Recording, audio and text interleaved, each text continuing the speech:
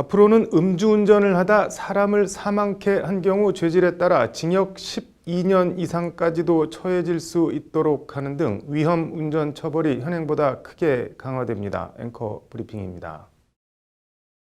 어제 열린 대법원 양형위원회 전체 회의에선 아동 청소년 음란물 범죄와 함께 음주운전 등 위험운전에 대한 처벌 새 양형 기준도 함께 논의됐습니다.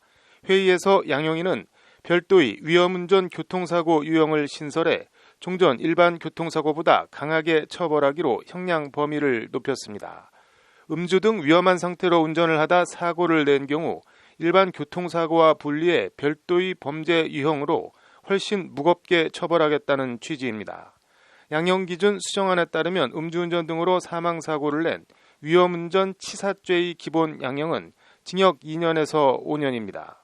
종전 일반 교통사고 치사 기본 양형은 징역 8개월에서 2년이어서 음주운전 사망사고를 내도 집행유예로 풀려나는 경우가 많았습니다. 수정안은 이에 음주운전 전과만 있어도 가중 처벌하도록 하면서 양형 기준을 징역 4년에서 8년까지로 정해 원칙적으로 집행유예가 불가능하도록 했습니다. 양형위는 나아가 비난 가능성이 높은 사안에 대해서는 특별 조정을 통해 최고 징역 12년까지 선고하도록 권고했습니다. 양형위는 특히 죄질이 매우 불량한 경우 상한을 이탈해 선고가 가능하다고 밝혀 징역 12년 이상 선고 가능성도 열어뒀습니다.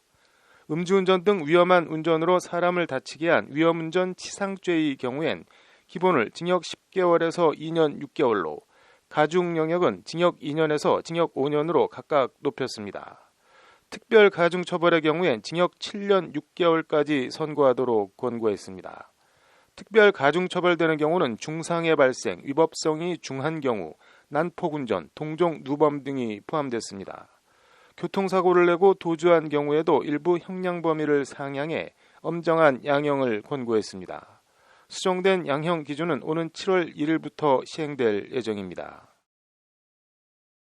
대법원 양형위원회 위험운전 처벌 강화 어제 결정은 윤창호법이 시행되면서 교통범죄 법정형이 크게 높아진 데 따른 조치입니다.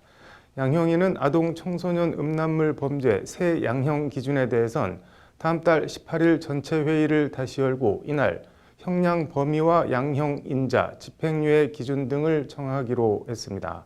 더 이상 N번방 성착취물은 법원 판결을 먹고 자랐다는 소리가 안 나오도록 양형위원회의 전향적인 결정을 기대합니다. 앵커 브리핑이었습니다.